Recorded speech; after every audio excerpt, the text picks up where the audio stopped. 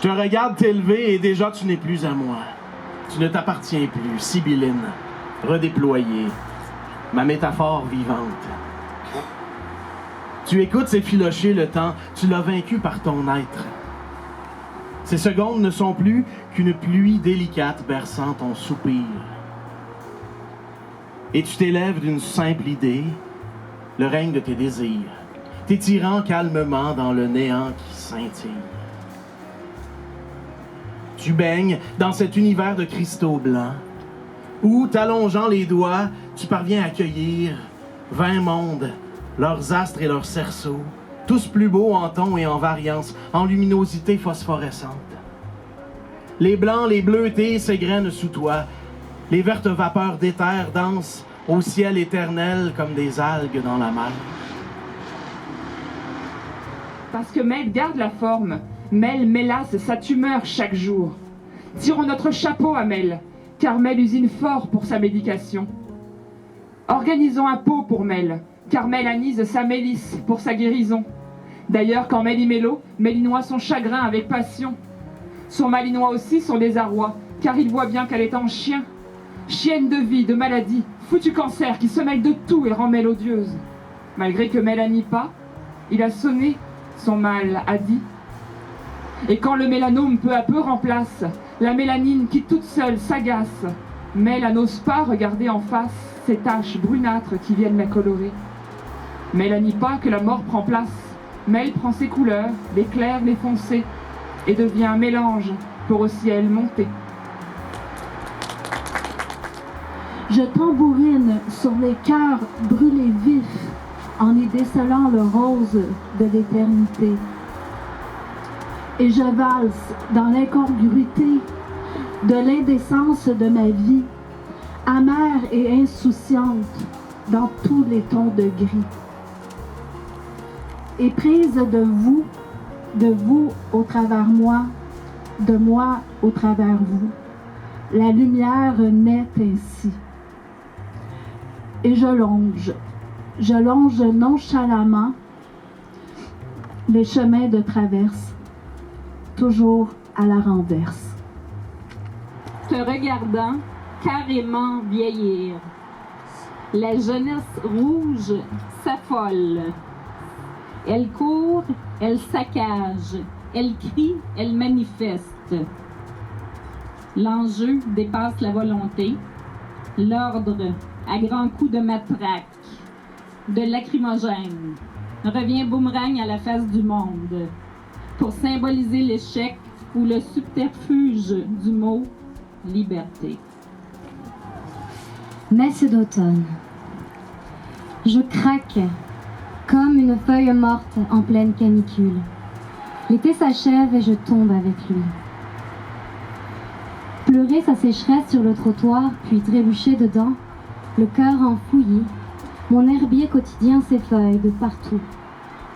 Et je n'ai plus que l'orage comme parapluie, réconfort de malheur, ciel qui luit. Il me rappelle que l'amour existe et que j'habite chez lui, que mes zones d'ombre sont passagères, puisque d'un coup d'éclair, le ciel s'éclaircit. Plus de bourrasques à l'horizon, mais le pavé se lustre de lucioles aqueuses à qui les lampadaires donnent la parole jusqu'au pourpre des matins de midi. Les lambeaux de l'été s'accrochent à l'herbe salée, aux branches vacillantes jusqu'aux terrasses, aux écluses, dans l'œil terne des coureurs et sur l'eau morte du canal. C'est un crépuscule qui donne soif comme la lueur épidermale donne faim.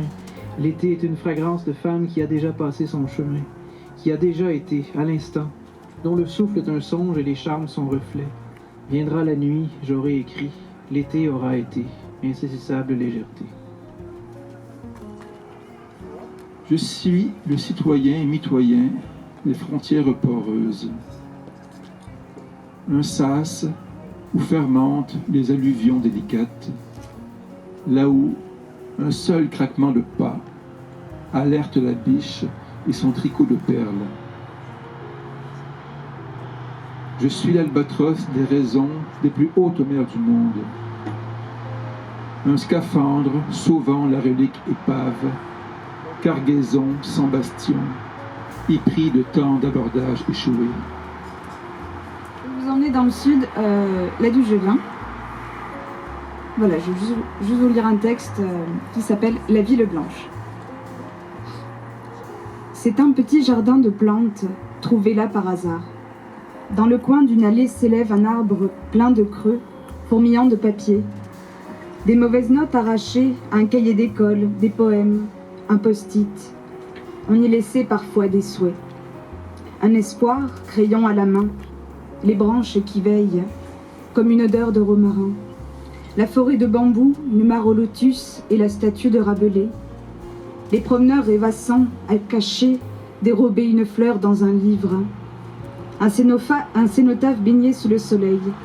De petites pousses brillantes parmi les herbes romantiques. Au jardin botanique, le souvenir rasséréné. Foule le sable, il est doux. Traverse le pont grimpant, redescend l'escalier et longe la muraille de la grande avenue vers le Pérou et ses clôtures d'or. Les chevaux d'Henri IV galopant, on y allait toujours à pied.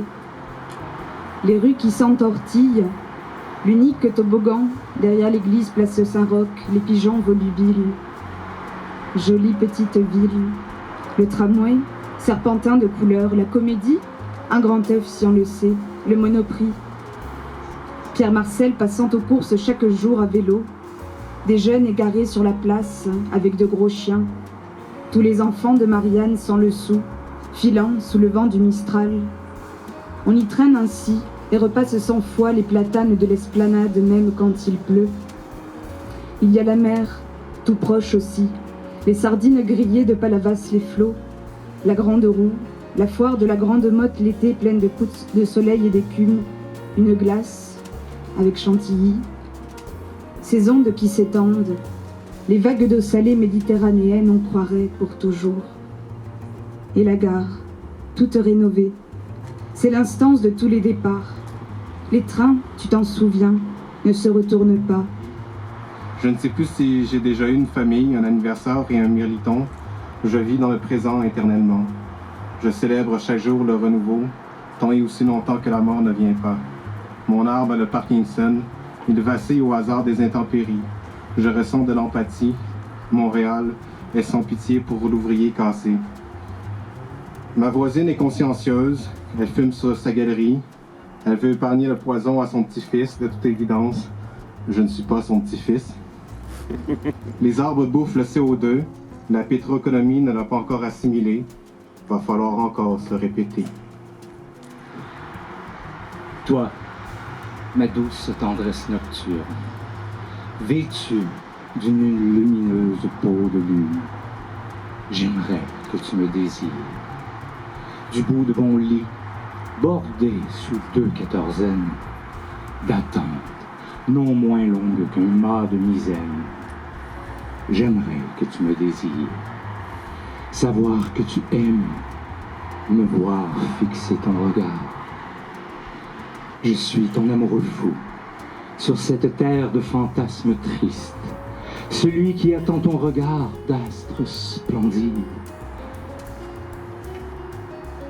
Je suis celui qui sérénade l'amour sous ton univers. Dans l'entretemps des paumés, les brodeurs de sons et de sens se refilent les mots et les mots, cherchant ce lien intime qui libère l'esprit pour mieux défaire les nœuds invisibles. D'un trait léger, ils déploient leurs plumes expiègles et prennent une allure hautaine à mesure qu'ils sentent les courants froids. Et du sens frais, ils prennent une direction, et du flot d'écume, ils pompent les vaisseaux, transportant la matière grise avec cœur. Même si je ne suis plus qu'un je ne sais quoi, qui porte son ombre sur le nombre, exact de cadavres annoncés, je garde en mémoire cette franche bise matinale qui souffla mon prénom, avant qu'elle révèle l'horizon sur ton corps couvert d'aurore. Merci.